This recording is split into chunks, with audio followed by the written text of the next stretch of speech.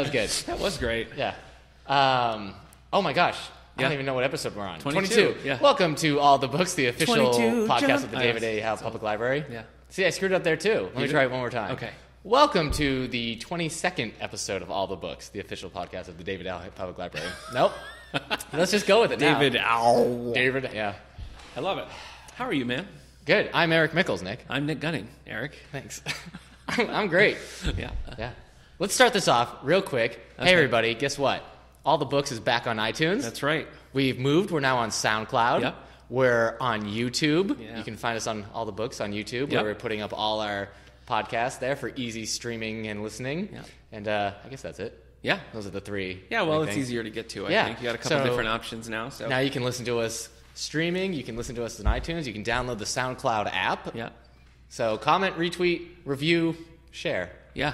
Help us out. Retweeting. If you have friends who you think would like it but aren't into podcasts, and send them the YouTube link. Maybe they'll be more comfortable with that. But there's wonderful pictures of Nick and I. Yeah. Just having a laugh. Yeah, just having fun, having a good time. Yeah. Oh, these chairs are squeaky. I know. Yeah. Yeah. No, don't try to change them. You'll only find squeakier chairs. All right, so Eric, bookmark. How you doing? Bookmark. What you reading? Do you want bookmark or do you want some news? All right, you're right. It's not like book coming out news. Okay. It's just let's do bookmark. We'll get to news. That's what I said. Go ahead. All right. What did I read? I don't know. Man. I read Julie of the Wolves. Oh, that's right. What was that sound?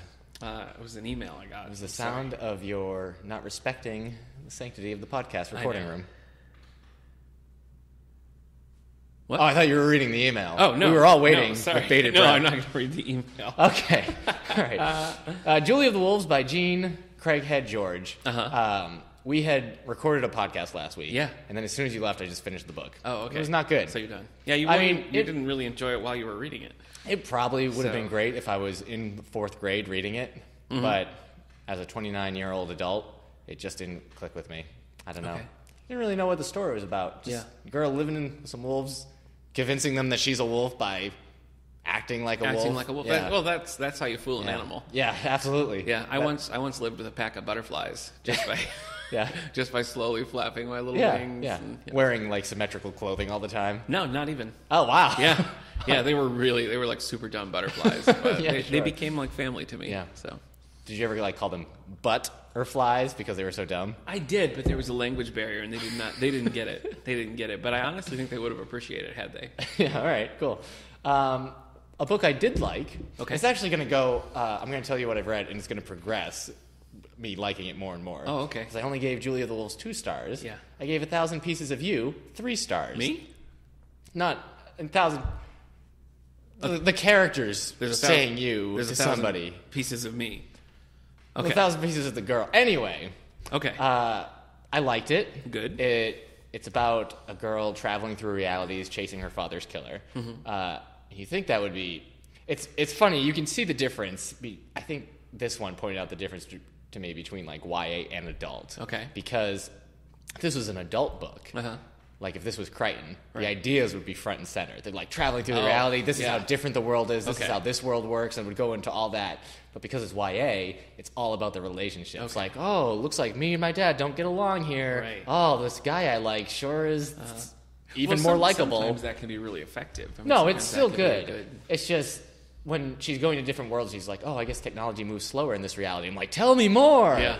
She like talks about how like you would have liked it because she constantly references members of the Beatles. How like one reality, Paul McCartney and George Harrison form a band, but John Lennon goes off and writes something about you, the song Only You, the story of you, the story of our life. Okay. Anyway, the point is like John Lennon goes have his own career, and so sometimes the Beatles are there. What about Ringo?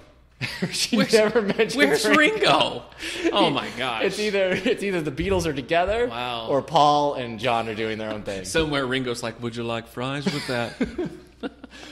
Why'd I ask? Of course you would. They're delicious. Oh boy, this McDonald's is a regular octopus's garden. We don't get it. We don't get the reference. Well, because anyway.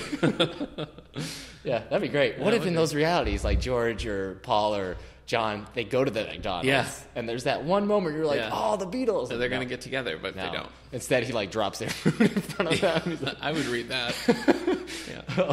I'll get you a refund. Okay. Anyways, it was good. Here's the thing. Yeah. I feel like the book was written, and we'll talk about this later. I feel like the book was written as if the character, the main character, was supposed to be like a strong female character. Okay. But I didn't think she was because everybody's telling her how independent she is, but she's constantly relying on the two guys she has crushes on to help her out. Yeah. And I feel like that's a problem I feel like in anything where if you have characters telling somebody how great they are, but then that person isn't great. Like the Green Lantern movie. Yeah. Everyone was telling Ryan Reynolds how awesome he could be. Or Supergirl, the TV show for that. Yeah, it's kind of that same issue. So it has some problems for me there. But no, I'm a 29-year-old guy, so I don't know. It's true. I don't think I have a real power to say this is a strong female character. But anyways, I still liked it. You still found good things. I would still recommend it to lots of people. Okay. The jumping is cool. Mm-hmm. I like it because you stay your same. If you've read Timeline, you know that the time travel means that you're basically de-atomized here and you're recreated in a different time. Okay. Which makes me think that you die. Right. And somebody else who is basically you is there. Darn it, Jim, I'm a doctor. That's what Dr. McCoy always said on Star Trek. What does that relate to quantum? No, if with the transporter, he didn't want to be transported because I have a question. Character, he would die and then a new one would be made. I have a question just about like exactly what you said. Quantum leap.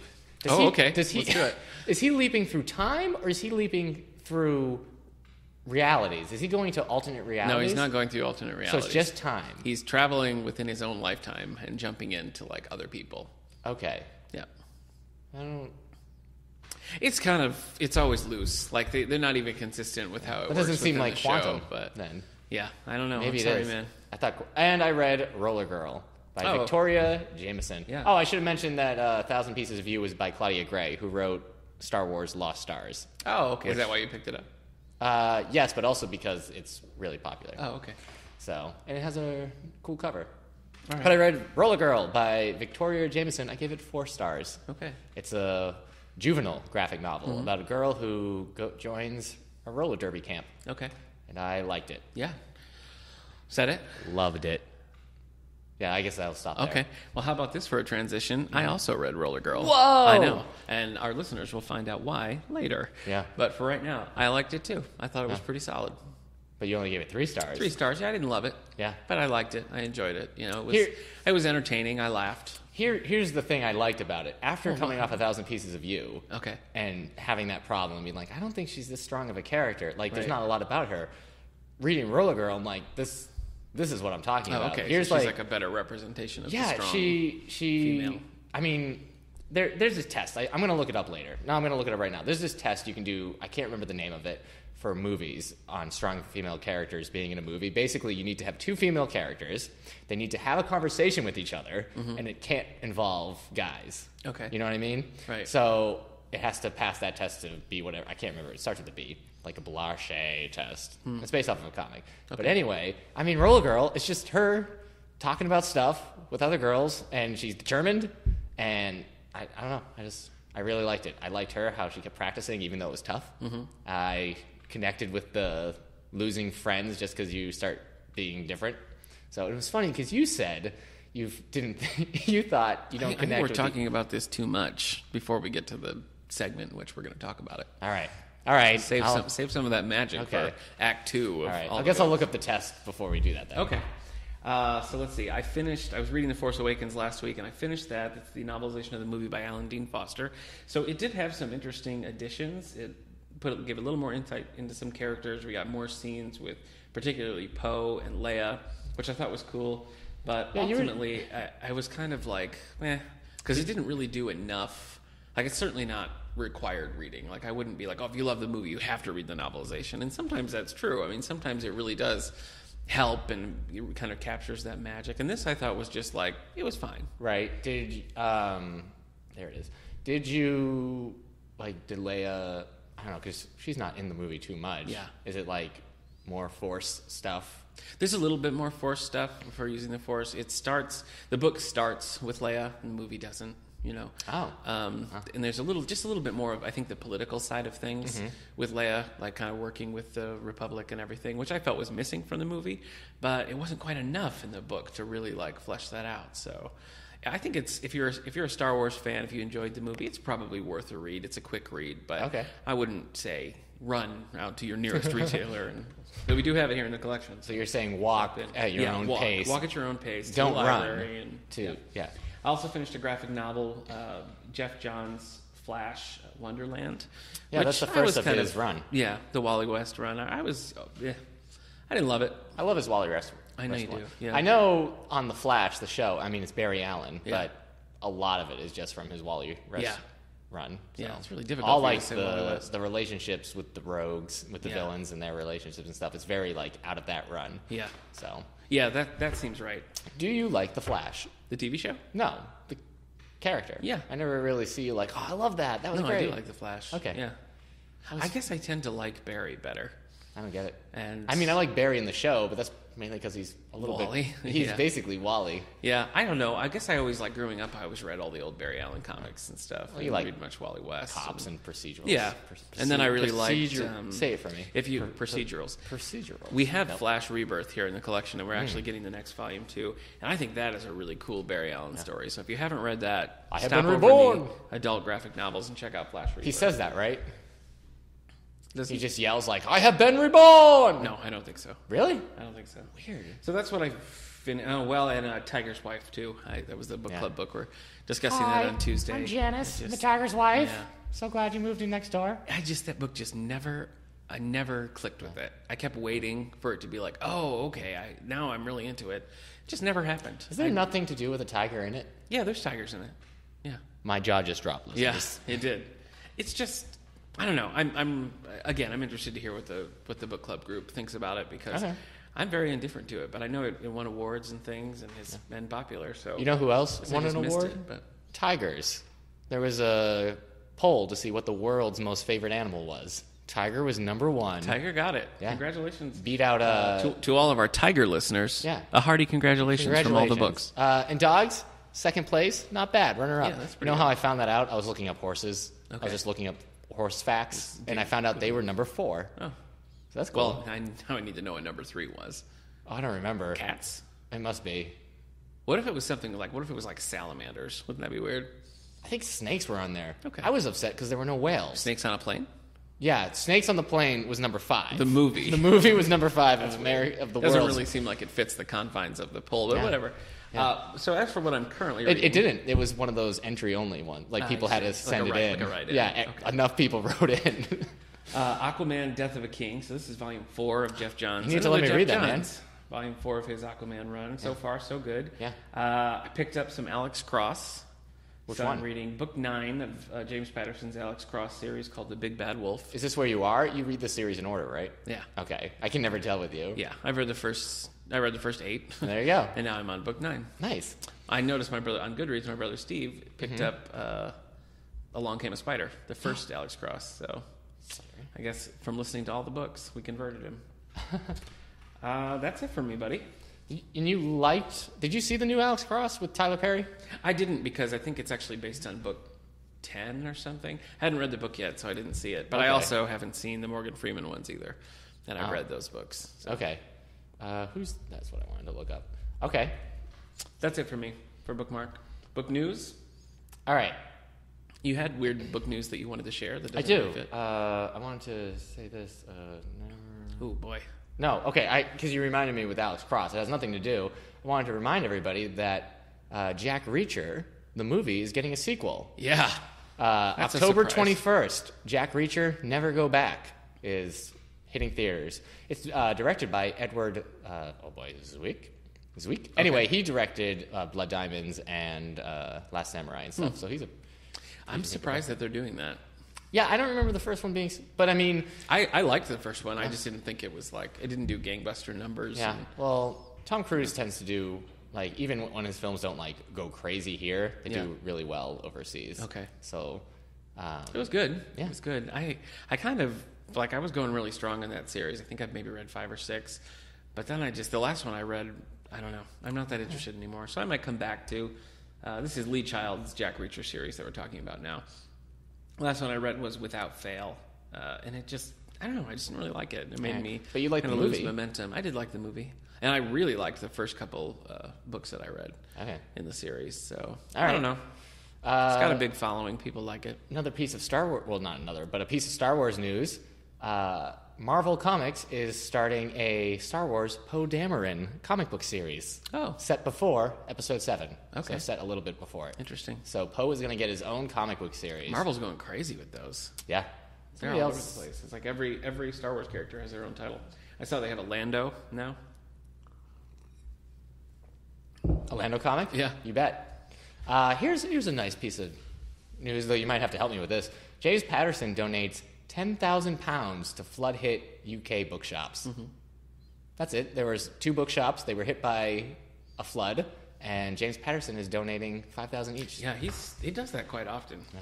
Pounds. I don't know what the pound to or euro to dollar quota is. So is it like he's giving $1 million? $1 billion, I think. $1 billion? Jeez, yeah, we got to get over there. Right. Okay. Do you have the New York Times bestseller list? Do I? All right. All right. So I should inform everybody when I read the New York Times bestsellers list, I'm reading the combined print and ebook fiction. Okay. So this is like it's all selling. So give us the countdown. Hardcovers what sell. got? So this is for the week of January 17th. All right. What was number 1? No, 10. Oh, what was number 10? Let me make sure there's nothing interesting below that. There isn't. Oh, number 15 is The Revenant. Oh, okay. So that's... Our copy, we have that on the Nooks, and we have it in audiobook, and hard copies coming in. Yeah. So if you're interested in the book, we've got you covered. I'm going to see it this weekend. Cool. Okay. The Guilty by David Baldacci at number 10. Oh, yeah. The Choice by Nicholas Sparks at number 9. No surprise. See Me by Nicholas Sparks at number 8. Oh, The Choice is the movie. See Me is his most recent one. The Choice is the one that's the movie. When did The Choice come out? I don't know. Is it coming out? I'm not sure. It must be. There's always a Nicholas Sparks so we got movie. two in the top 10. Good job, Cross Nicholas Sparks. Justice by James Patterson at number 7. The Nightingale by Kristen Hanna at number 6. That thing won't die. Point Blank by Fern Michaels. Point Break? Yeah. Is that Patrick by Swayze? Fern Michaels, yeah. All the Light We Cannot See by Anthony It's a Stewart juggernaut. It's a at juggernaut, that book. Rogue Lawyer by Nicholas Sparks. No. Number 3. No, you're wrong. By John Grisham. Is it number 3? Number 3, well, it's slipping. It was number 1 last time. Yeah. Oh, yeah. It even says last week it wasn't number 1. Yeah. Well, number 2 is The Martian by Andy Weir. Hey. That's been on this for like a self-published on his blog book. This That's guy, amazing. He must just be rolling in self-publishing money now. Seriously. Just making up his bed. And number 1. We have 2 copies of The Martian, so if you haven't read The Martian yet, come in. We got a paperback and we got a regular one. What do you think is number 1? I'll give you a hint. It's been on the week for 48 weeks. It's been on the list for 48 weeks. I don't know. You said the ones I would have guessed. Girl on the Train. Girl Paula on the Train. Hawkins. Wow. Still number 1. Jeez. Yeah. It's crazy. That's like a resurgence. That's funny. Last week it was at number 4. So, way to go, Girl on a Train. Wow. Yeah, seriously. You're doing it. Interesting. All right. Now it's the actual book. Oh, wait. Yes, no.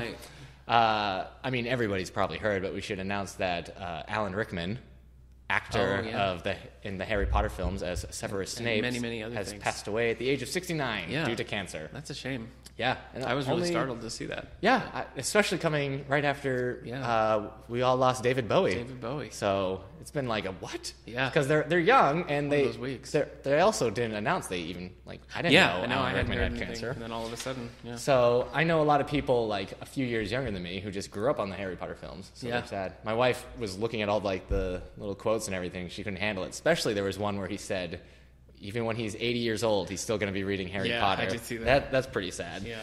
So, favorite Alan Rickman movie? I think we both can agree. What would you say? Galaxy Quest. Oh, Galaxy Quest is great. Although I love him in Love Actually too.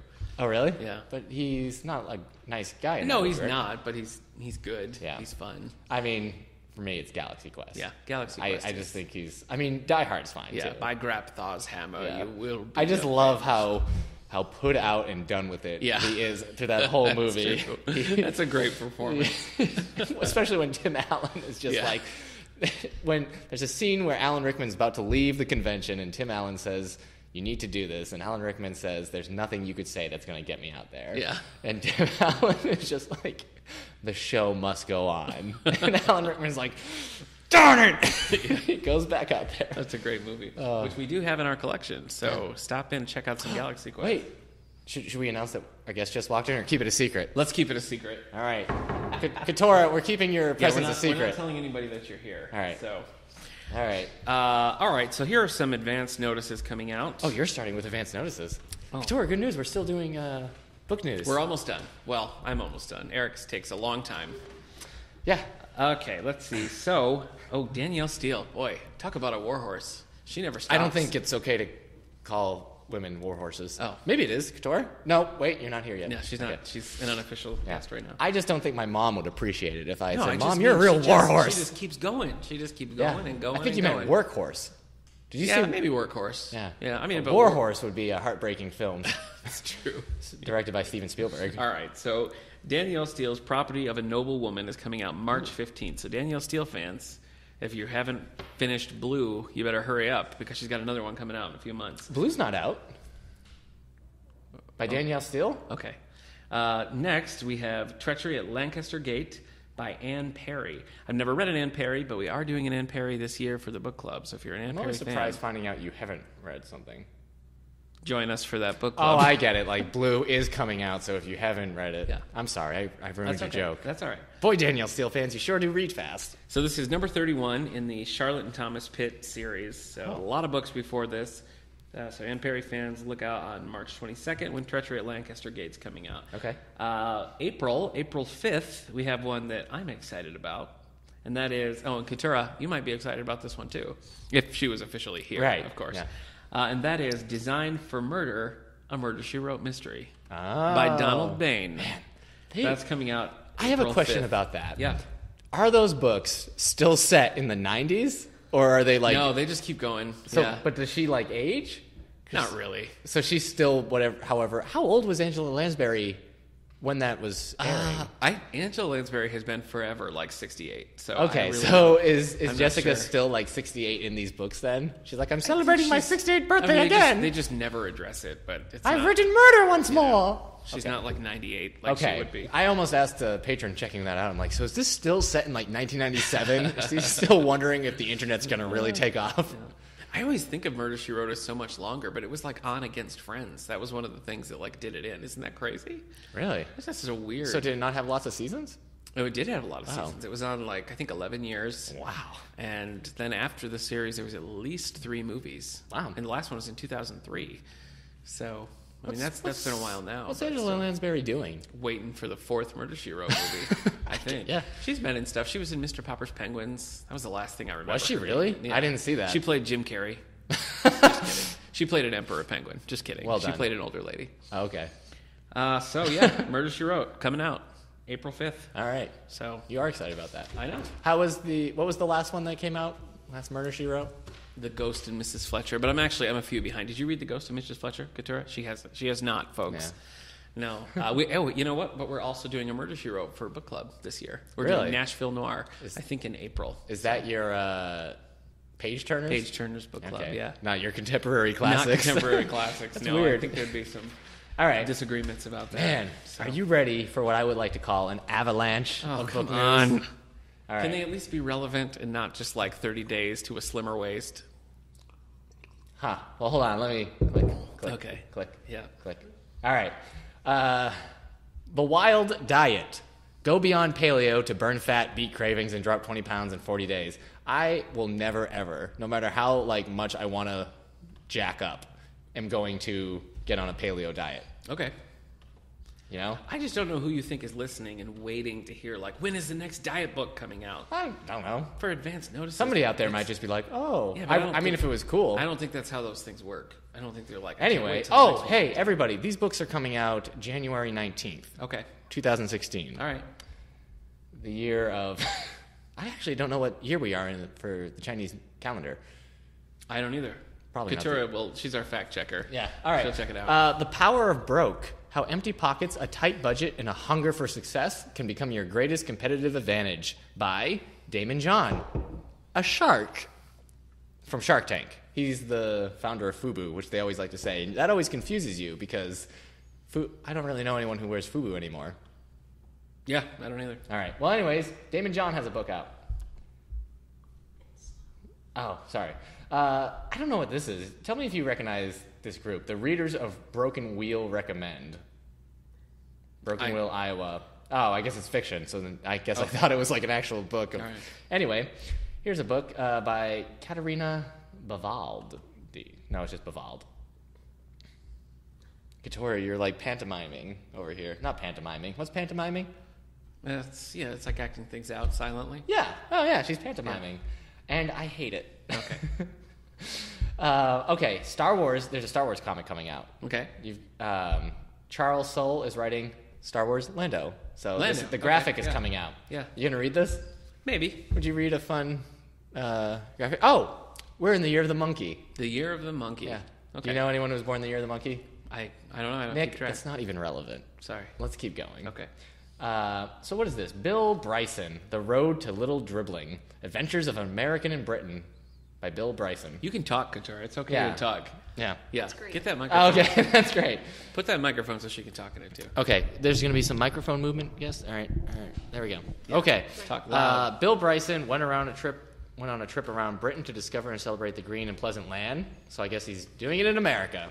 So is he a sheep? Because that's the cover of a sheep. No, he wrote, Bill Bryson, Walk in the Woods. He wrote awesome. He writes great travel books. So it's about a British sheep. Narratives.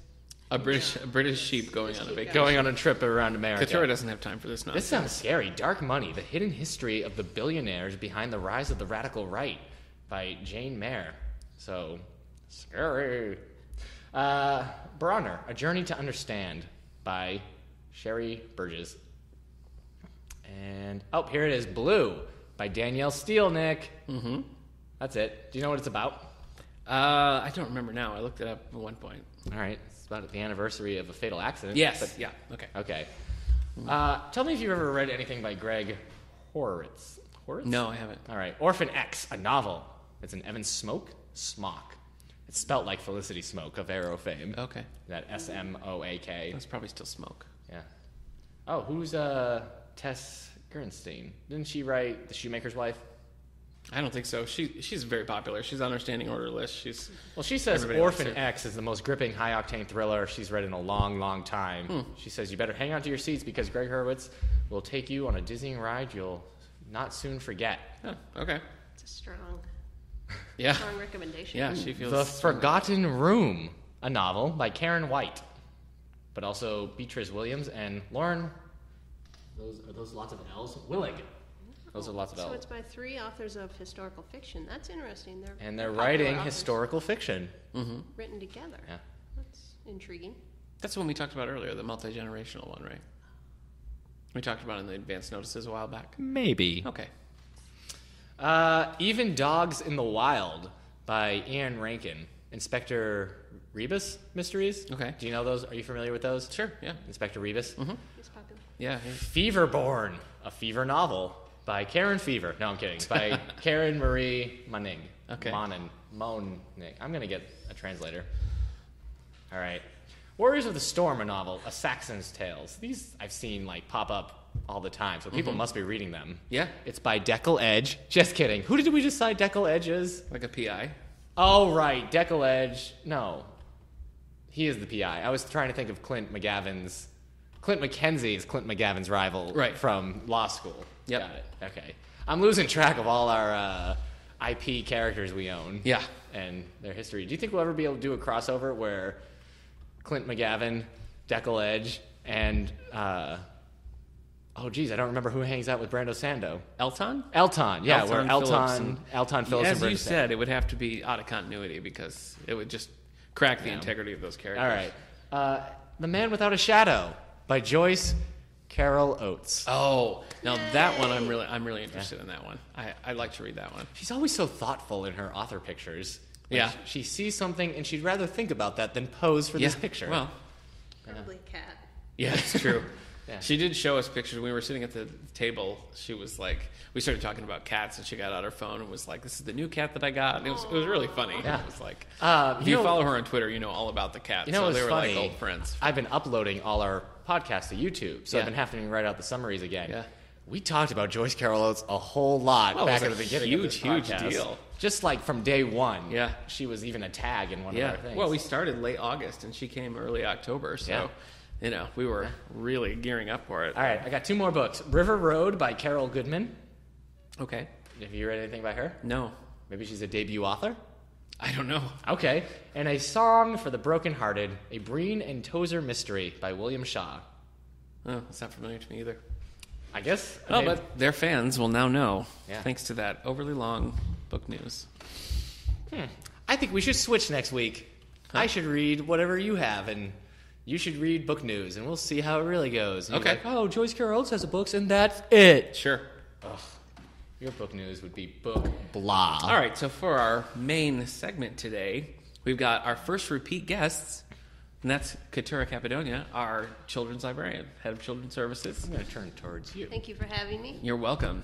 Yeah. The last time Keturah was here, it was right after we saw The Force Awakens, so we talked in generalizations and vague comments, so not to give anything away, but it was fun. And now we're back. We're talking about, tell us what we're talking about today. We're talking about the Newberries. We're talking about the Caldecotts. What do we got? All the awards. All the awards. Yeah. All the books, all the awards. That's our spin-off. Yes. Yeah. All right. Excellent. Yeah. So this, Keturah, explain, like, these are tons of awards, but it's like one title for them. That's right. Annually, the American Library Association announces winners of Youth Media Awards. They do it each year at their midwinter meeting. This year it was held in Boston on Monday, January Boston. 11th. My old stomping ground. Yeah. That's it. Give it up. Where was it? It was very cold. Yeah. that's That's probably true. I'm not sure exactly what venue it was. That's fine. Probably a conference center. Yeah, I probably wouldn't recognize it. With a lot of crazy know librarians. Where it is. Where it's good to eat. But the big names people recognize are the John Newbery Medal for the most Newbery, outstanding contribution to children's literature, the Randolph Caldecott Medal for a distinguished picture book, and a newer award called the Michael Prince Award for Excellence in Literature written for young adults. Those 3 are sort of the triumvirate at the Youth Media Awards. So, Whoa! I'm looking at the awards. I didn't know Laura Ingalls Wilder had her own award. Way to go, Laura Ingalls. There's a She lot. does. There's a lot of them. There are. There's You know, 4 quite a few pages of awards. For awards. somebody who didn't really do anything else besides what everybody else was doing at that time, she's doing pretty good for herself. Wow, that was... No, I mean, like, everybody Laura like Ingalls Wilder? was Bird. all the pioneers were like living those hardships. Well, yeah, but they didn't go and write a series Right, of no, successful that's what I'm novels saying. based on them. Okay, I mean, I'm that's saying- probably what distinguishes Good them. job, Okay. Laura Ingalls. Yeah. Wow. Call me after you've, traveled across the prairie and Burn. Yeah. wagon. I love those books. Yeah. Do you really? Yeah. Okay. Little House in the Big Woods, Farmer Boy. Yeah. The third one, which is The Prairie, Little House on the Prairie, Little House on Swan Lake, Pond Lake, No, you're Plum confusing. Pond. Plum Plum Creek. Creek. Plum Plum Creek. Creek. Yeah. Oh, right. On the banks of Plum Pond Creek was a is place what that in my book is hometown. called. Anytime they talked about making food in those books, it was terrible. They're like, and as we salted the pork and it... Did you make There's you a want cookbook. salted pork? Yeah, no, I want all You the food. want the food. Yeah, Okay. every time they cook any food, it's just... And then we filled our storehouses with more salted meat. Nice. And more delicious fruit. That's how it is if you read the Robert Parker Spencer book. Spencer's always cooking, and they always kind of go into detail with what he's cooking, and I'm like, I have to leave this house and go and find that for me right now. We should do a segment So where the- we just talk about our favorite cooking scenes literary in books. foods. Recipe, yeah. That would Yeah. be really good. Yeah, that would be great. Does who's that character? That's in Robert B. Parker's books? Yeah, Spencer. Spencer Really? writes it. Yeah. Did he ever put out like a cookbook like Cook Like No. Spencer? No, I That don't seems think like so. That would've a been marketing. Yeah, it thing does. right there. There is like a Spencer's Boston, like a Boston like travel guide based on the Spencer books, which is Okay. interesting. Let's all go to Boston the- and go to the restaurant Fire and Ice and just eat Okay. for our own conference. And do a Where we're- podcast. Yeah, we'll Right. podcast. So the Newberries had kind of Sounds a new thing happen this An year. upset? Wow. Would you Because say it's an it's- upset? It was an upset. It was shocking. Yeah, Okay. I'm pulling it up Shocking right here. upset. That's right. because we've never had a picture book, right? Technically, not for the medal. No picture book has won the medal. So It's all yes, been it's a chapter big- books then? Yeah. Normally chapter books. What's Yes. what's the age range for the Newbery? is specified as ages 0 to 14, Oh wow. Okay. That's a long run. which is broad. But Like- like up to some YA. I read Julia of the Wolves was a winner. Yes, Okay. yes. So Yes, that's a well-known winner. They've been awarding this prize since 1922. So Wow. that And this is the long. first time they've done a picture book. Yes, for the medal. They also award honor books each year, almost every year, and there is no specified number. So some years, this year there were 3 honor books. Some years there have been more, 5, 6. Some years just 1. There have been years with no honor books. And just a winner. Exactly. Well, the winner this year, Last Stop on Market Street, By Matt. Go ahead, Nick. De La Peña. Yes. Yeah, sure. Yeah. Now, you Illustrated by. I don't know. I don't Christian Robinson. Okay. I'm sorry. Did you say Christopher? It is Christian Robinson. Right. This was, I mean, before the Newbery too. It was already being pulled ahead as something to look at. It was a New York Times Book Review Notable Children's Book of 2015, Wall Street Journal Best Children's Book of 2015. So I read it to my son, and I really liked it. I thought it was good. I assume you read it, Keturah. I have read it. I have not read it aloud yet. I will be this week at Story Hour. Oh, great. For Martin Luther King Week. Oh, We're good doing idea. Some diversity titles. Well, why don't you tell when the story times are? Just in case you know. Sure. We have story time each week, Tuesday mornings at 10:30, and Thursdays at 1. That is a preschool age, normally 3, 4s, and 5s. And then we have a Friday story time at 10:30, which is a toddler age. We usually get a range of 1, 2, and 3-year-olds for that. We also have a monthly pajama story time, which is the second Thursday of the month at 6:30. At night? Oh, at night. Okay. And all those times can be found on our website under the Children's Services page. Great. So you're doing Last Stop on Market Street as part of Martin Luther King Week. That's right. That's great. I really enjoyed the book, and I don't think it would have been on my radar. I remember it was when we did the Goodreads Choice Awards. It was one of the picture book nominees. Sure. I saw it then, but I didn't read it until the Newbery came out. But I read it to my son, and Did I he thought like that it? it was. He did. Yeah. The pictures are very colorful. It's the full page is pictures. And it's kind of, I don't know, how would you describe that art style? The art style, well, a lot of people have compared it to Ezra Jack Keats, who you may remember. Snow Day. The Snowy Day. Yeah. They're described as very bright, sort of simplistic. I don't know if you saw it, Eric. There's Oh, yeah, I can see the Keats influence. sort of. Yeah, I hadn't thought of that, but it does have basic, that snow day feel. But yeah, and I love Snowy Day. It was favored to win a Caldecott. It actually did win a Caldecott Honor Award this year. Many people thought it would win a Caldecott. They're not heavy-handed, the drawings. They go very well with the text. They do, yeah. The text is simple but elegant. It's sort of sparse, but it does have a lot of meaning. Well, the thing that I found about it is, I mean, the basic story, if you're not familiar with it, is every Sunday after church, CJ and his grandma ride the bus across town, and that's kind of the what takes you through the book is this bus ride. And what I liked about it was that I've read a lot of these kind of books, particularly to my son, and often when they try to sort of give a message or they try to give you this idea of finding beauty in everything and helping others, it tends to be.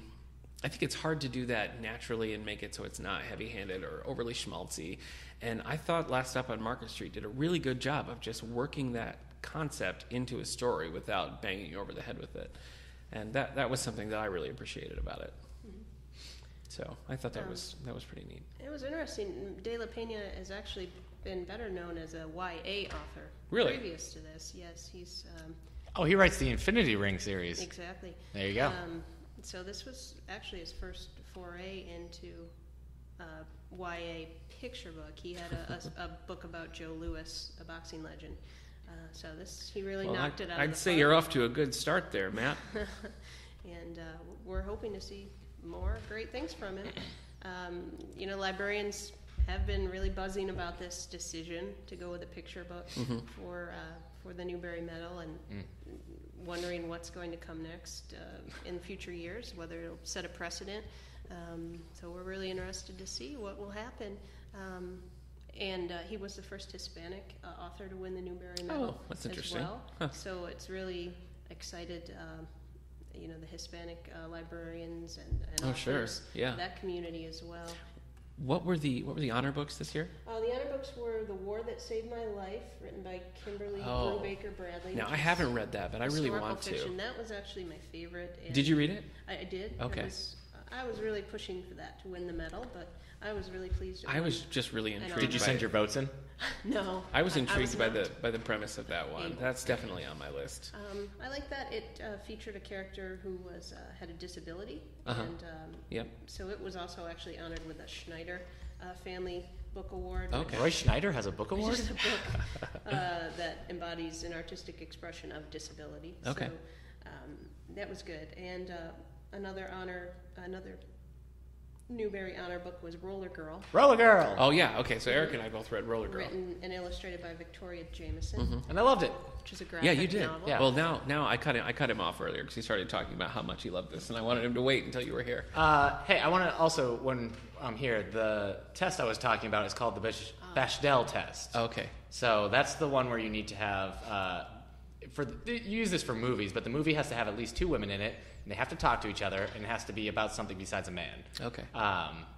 And I did not find that, I didn't find that to be true in that book I was reading, that 1,000 Pieces of You. Okay. Because it seemed to be mainly like, I'm traveling through time and space, but which boy do I like more? Yeah.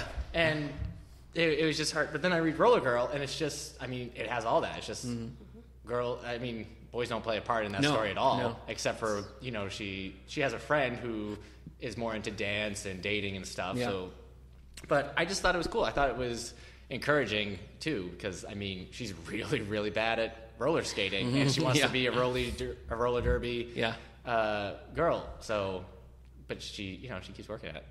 I don't know why I clicked. I was trying. I think what you cut me off when you had said you don't really relate to that like outsider mentality that you thought Roller Girl was saying, and I had read it and didn't think it was an outsider mentality at all. I thought they were the cool kids, which then made me realize maybe you were the cool kid and I was the outsider. No, it's cool, which is true. I don't think that's like, I wouldn't say boiling it down. That's what it was about. I just thought that was that's what she kind of threw herself into this situation where they were all like better than her and more, working as a cohesive unit, and she was kind of on the outside, and she's eventually integrated. But no, that's what? Did you read it, Katara? I did. Mm-hmm. Okay, what did you think? I enjoyed it. I'm still getting into the graphic novel format. I love words, and it's usually the power of words that really. Well, she'd like Brian Michael Bendis then. You don't know. That's a graphic we novel just joke. we just burned Brian Michael Bendis on air. He's the type where like his pages are like 50% text. Yeah, even the artist is like, I guess I'll just put a little somebody's head here, and the whole wall. Everything will be else there is. for the. So did you? Letters. Katura, did you find it I guess I was surprised that it was singled out the way that it was, because I didn't really pop to me as like, this is unique and special. Like, I enjoyed it. I thought it was good, but the story I think was powerful in the tale of it was a coming of age story. Yeah. And I think the story of the friendship and how she overcame her limitations with the roller skating and really stuck with it for the fortitude and became, achieved her dream was good. And I think the way the author told the story, graphic novels are still. This was the second year a graphic novel has won a Newbery honor. Last year, El Defo by C.C. Bell won a Newbery honor. I'm not familiar with that one. Yes, I know That's that the one with the girl. with She's the like deaf flying girl. on the cover. Okay. She's like in the air. It's a blue cover. Okay. I That- think I can picture That one used more words Okay. to tell the story. This Roller Girl really is more picture. Yeah, I did enjoy the art. I thought it was really. The art was good.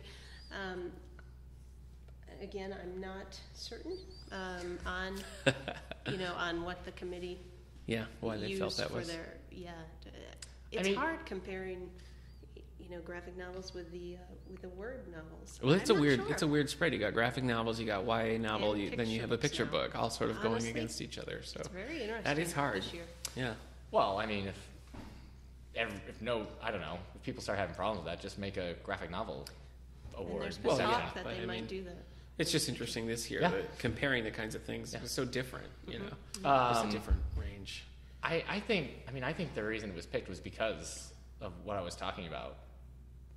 the not the test, but because I mean it was just, I mean it's the story about the girl, and the girl's just doing what they like and everything, but I mean she's raised by a single mom, and they have a pretty strong relationship too, and there's that scene where they just talk things out and everything. A pretty realistic relationship too, which is nice. So I think it's just I think the big reason is just because it's just a realistic take on life. Yeah, well, that makes sense. In other years, the Newbery Awards have gone to nonfiction books. They've gone to poetry books. They've last year Crossover won, which was a novel told in verse form. Yeah. So it's a varied category. I do not appreciate people comparing it to how do I say her name again? Telgemeier. Yes, Raina Telgemeier, author of Smile and stuff. It's drama. It seems like that's what, if you do a graphic novel, a juvenile graphic novel, and your main character is a girl, you're being compared to Telgemeier. And I don't think that's right. I mean... Well, but that's also a coming of age, a young girl coming of age, too. So yeah, but I mean... It's not just that it's a woman, I think. There's pictures in... all right, I'll stop before my point gets lost. I actually enjoyed it more than the Telgemeier stuff I've read. I haven't read her, so I'm not I've read drama, and it was fine. I just didn't really see the point of drama. Okay. So, all right. Anyway. Well, what do we have for Caldecots this year? Just one more. There was more Newbery honor book, Echo, Echo by Pam Munoz Ryan. Echo, written by Pam Munoz Ryan. Thank you. And that is conceptual.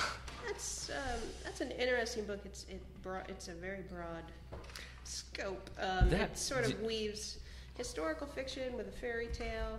It scopes that one didn't generations. appeal to me. I picked that one up and was kind of interested, and then I got it. I just didn't. I didn't work for me. I don't know. It's really. I thought it was a masterful work. Okay. She's written quite a few other books, so you can really tell that she's a accomplished writer. I enjoyed it because I enjoy music, and this book really talked about music's power to sort of heal and set harmonica and all that. Set people free through. It talks about people who survived the Holocaust and World War II. So it was it was an enjoyable book. So yeah, and that wraps up the Newberries. Okay. For the year. Randolph. The Caldecott Medal. Okay, for picture books. I don't want to say... here's what happened. I read this winner, but only because I was driving and Nick read it to me. That's true. While I was driving. During the carpool commute, I read Finding Winnie aloud. I first read it to my son, and then I read it to Eric. Well, what'd you think? I probably appreciated it more than him. You probably did, yeah. So. Yeah. Well, the Caldecott, you're supposed to actually look at the pictures, so... No, I looked at the pictures. Yeah. While you were driving? Yeah. He did peek out. He kept sneaking peek. And then I have to come back onto he was all like, I'll just stop. And then he was like totally into it and kept looking at the pictures. Yeah. So. All right. Stop, Nick. I don't want to read it anymore. And then I would... Yeah. Okay, well, the whole title, Finding Winnie, the True Story of the World's Most Famous Bear, illustrated by Sophie Blackall. That's probably true, and too. Written by Lindsay Maddock. I can't think of a bear more famous than Winnie the Pooh. No. There you go. No. I want to say Baloo, but no. It's probably not true. No way. So we've all read this one. So what do we think? Katara? I really liked it, and I was rooting for this. Oh, okay, good. Caldecott. So I was very pleased. Okay. Yeah. You fellas? I really liked the art. I thought the art was good and it suited it really well. I liked the end where they did the actual historical pictures of the bear and everything. I thought that was really nice. And I liked the story too. I enjoyed it. I could have done, I think, without the frame story. I don't really think that added anything. Okay. I thought it kind of weakened. But I have a problem when kids ask stupid questions in those frame stories just to clarify something we might not understand. Right. It's like, oh, you mean a veterinarian or a vegetarian? Yeah. It's like, no, you heard her say veterinarian. Right. You know what a veterinarian is. Stop it. I just think the story was strong enough on its own without having that frame story. It just felt like it was a distraction. Because when you're reading the narrative, then we have these little interjections by the kid who's getting the story read to him. Yeah. That's stinking kid. That was my one thing that I was like, eh. Women should try telling him true stories about actual things he needs to worry about in life. Like the difference between a vegetarian and a veterinarian. Yikes. Okay. That was aggressive. Oh, wow. All right, so we have one winner, and then what do we have for... And we have 4 honor books. The first is Trombone Shorty, illustrated by Brian Collier, written by Troy Andrews. I actually haven't seen this one yet. Our copy has not arrived. Okay. But that is about the musician Trombone Shorty. This also won a Coretta Scott King Illustrator Award. Oh, wow. So that's probably going to be pretty nice. The second award winner was Waiting, by written and illustrated by Kevin Henkes, who has won previous Caldecott Awards. Oh, wow. He's one of my favorites. He does a beautiful pastel palette in his books. Okay. That names. What are some of his bigger? What's something Old Bear. Oh my goodness. Oh, you know what? I've read Olive's Ocean. Olive's Ocean. Yeah, that's for Juve fiction. Oh my goodness. Yeah. Of course, I'm going blank. Oh, that's okay. I put you on the spot. Yeah. Okay. The next award honoree is Voice of Freedom, Fannie Lou Hamer, Spirit of the Civil Rights Movement, illustrated by Yuka Holmes, written by Carol Boston Weatherford. That one I did read, and I thought that was very moving. Yes, this one. Wow. She used collage. Yeah. Sort of. Yeah. Yeah, you art could see it was like form. bits of newspaper and stuff that Yes. were making up the characters. Which I think really related to the subject of Oh, the I book. think so too. And was very powerful. Just fascinating to look at. Like every time I It looked was, at it, yeah. I noticed different details in the illustrations. And that book also won a Coretta Scott King Illustrator Award, and it won another one for nonfiction as well. Mm-hmm. So that book got quite a few I think awards. that, I mean, from the ones that I read, I think that probably would have been my choice for the winner. Okay. Yeah, it was very well done. It was. Well, it's just, I mean, like you said, the art just complemented the words so well. Mm-hmm. And again, it was dealing with a very difficult subject matter and, Sure. traumatic and unfortunate things happening. But I thought the way it was written, it handled those really well. So you got like the emotional impact without them having to go really deep into the the details of the story. So I thought it did a really good job of getting that story across and using that visual medium to really make it appeal. So I thought that was very good. Yeah, and the last honor book was Last Stop on Market Street. Oh, okay. Which we just discussed. Double whammy. That's a double threat. It is. We'll be seeing that for a lot of years. Yeah. And that wraps up the Caldecott Okay. Awards. Do you want to move on to the YA winners? Let's do it. Katura, have you ever read Mike Mulligan and his Steam Shovel? Oh, sure. That was my brother's favorite book okay, as a mine child. too. That's my all-time favorite. I like what is the author? Virginia Burton. Virginia Burton. Okay, I've read. What else she have? She has a Little House. Little House. Katie. Katie, yeah, And, I've read Katie. Snowy Day or Katie. Yeah. She was this Snow shovel. Snow shovel. something. Snowplow. Yes. Thing. Yeah. Snowplow. Yeah, But those are yeah, good. you can't. For me, you can't top Mike Mulligan. That's Mike. Have you read Mike Mulligan and his Steam Shovel? You might, if you saw the book, you might recognize it. Maybe as a kid. Yeah. Not recently. Yeah, that's super good. Anyway, so let's talk YA. Sure. So the Michael L. Prince Award for Excellence in Literature Written for Young Adults.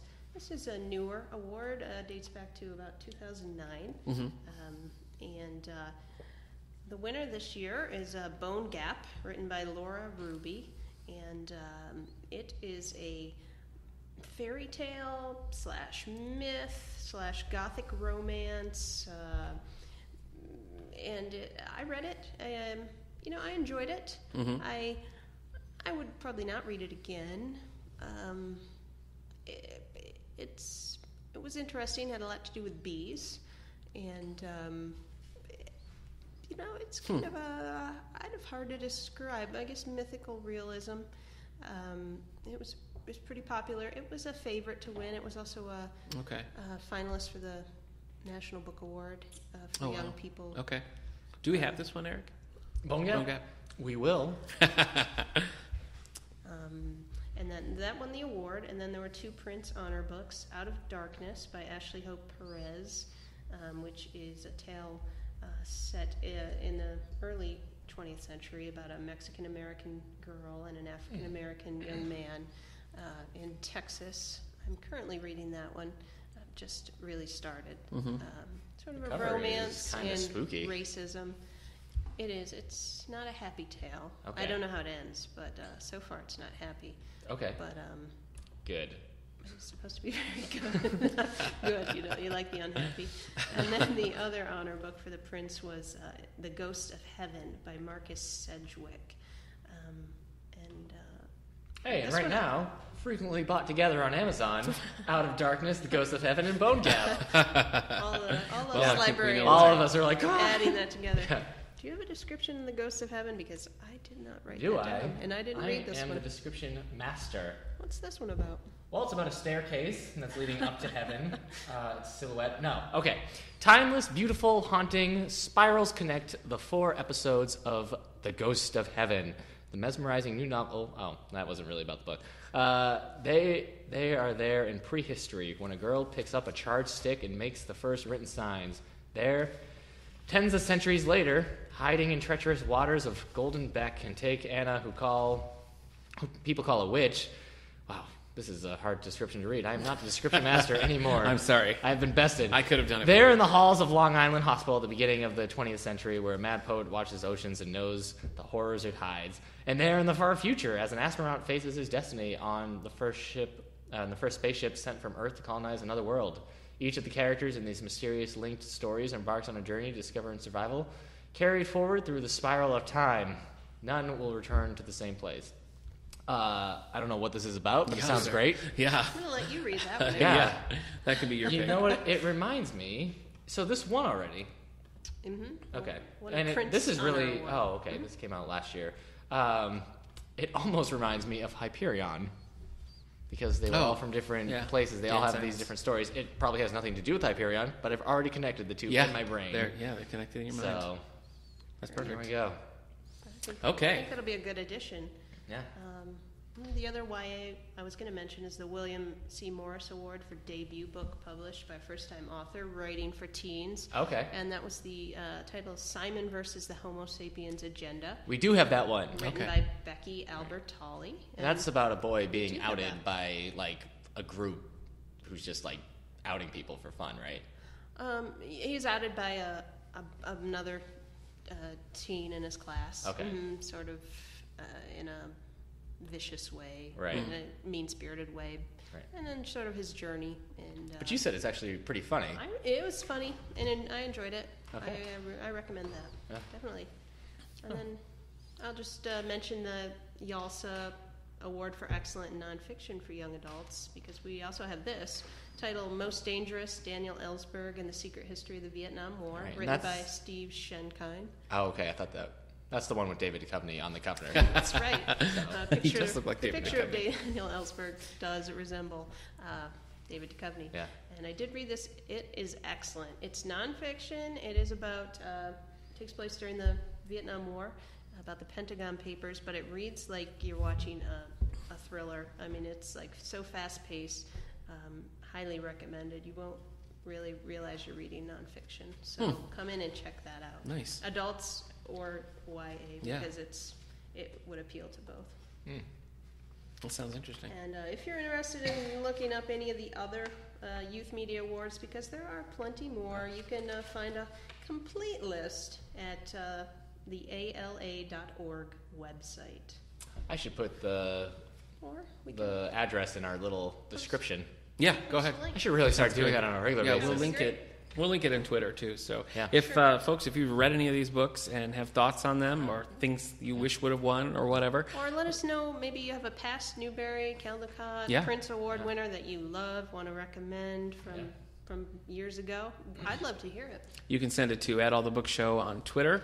You can do the David A. Howe Public Library on Facebook. You can email us at wellsville@stls.org. We'd love to hear your thoughts on it. We also now have an allthebookshow @gmail. Okay. All right. Or there. Email. Sorry. Didn't mean to spring that on you. All right. I didn't mean to make you look silly. You didn't look silly. Okay. Well, I feel confident. Okay. Yeah, and also our children listeners. Yeah. All you youngsters sitting around just listening to this podcast. Around, If you feel like a book you loved was cheated, let us know. Right. Yeah. Send us your strongly lettered color piece of paper with like an angry face. Yeah, but I was saying this to our children listeners. Oh, okay. Our 0 to 14-year-old listeners. Yeah. So The target audience. Yeah. Sure. All right. Well, we've got some fun stuff coming up at the library. Craft classes and other things are starting up again. Book clubs are meeting. We've got we're finishing up The Tiger's Wife. So next up for Contemporary Classics is Empire Falls by Richard Russo, winner of the Pulitzer Prize several years ago. So Is that we'll not be doing a that. show? It was made into a miniseries. Okay. With Helen Hunt and I think Paul Newman. Paul Newman. Okay. Wow. Yeah, so it is a show. So we're doing Empire Falls. If you've never read that, I'm a big Richard Russo fan, and actually I haven't read this one yet, so I'm looking forward to it. Wait, is Richard Russo? He's the one who wrote. He wrote Nobody's Fool, which Ugh. we did. Eric and I did for a book club, and I didn't like it so much. Ed Harris was in Empire Falls. Yes. Paul Newman is in Nobody's Fool. You're right. Yes. Sorry. Okay. Yeah, we're doing that, and then we're doing Prince of Beverly Hills right now by Stuart Woods for the Page Turners Book Club. And then coming the 28th is our first craft class of the year. Sally Murphy, who's one of our regular instructors, is... Hi, Sally. Hi, Sally. Is doing a mitten class. So we're taking old sweaters and using those to make some cool mittens. So it's a relatively simple class, and they turn out great. So space is limited, so please sign up. Which of your if you'd like to. NPR sweaters are you going to use to make a mitten out of? Oh boy, that's a tough call. Yeah. So many. Yeah. So that's it for me, Eric. What do you got coming up? Oh, just You all got kinds your- of things. you got your Open Tech Labs. So this is coming out this week. So, okay. So, yeah, we got our Open Tech Labs and everything. They're Yes. by appointment. Wednesday and Friday mornings, 10 to 12. January 29th, we're showing Ant-Man. Oh, The Man Who Would Be Ant. right. Starring Michael Douglas. Sorry, Michael. Yeah. Or Paul Rudd. Yeah, he's in it. Yeah. He's in it. I mean, he's Ant-Man. Yeah. So, Yeah. I guess it would be starring Paul Rudd Sure. with Okay. Michael Douglas Yeah. as Hank Or Pym. maybe it's Paul Rudd in Ant-Man starring Michael Douglas. Sometimes they do that. Sure. Maybe Michael Douglas gets the Yeah. Ann slot. I don't know. Yeah, yeah. All right, and some ants as ants. Yeah. They're also in it. So anyways, that's at 3:30 on Friday, January 29th. Great. Part of our after-school movies. We're getting, you and I, we have to read Divergent because we're starting our YA for Adults book club. Yeah, Divergent's our soon. first pick, so if And you want to join us. So, More details to come. yes, but Nick and I still need to read that book. I've seen the movie. I've seen the movie which too. does not make me as excited to read the book. So, you saw Have the you movie. read Divergent, Katara? No. Okay. Okay, yeah. Was that Veronica Roth? Is that the Yeah. actor? Okay. It's the one where she will become Divergent. What else is happening? I don't know. guess That's probably good. yeah. We'll catch 'em up next time. Well, we just did a Perler Bead craft class, and we're actually thinking about making that a maybe bi-weekly event Oh, wow. because it seems to be popular. So Okay.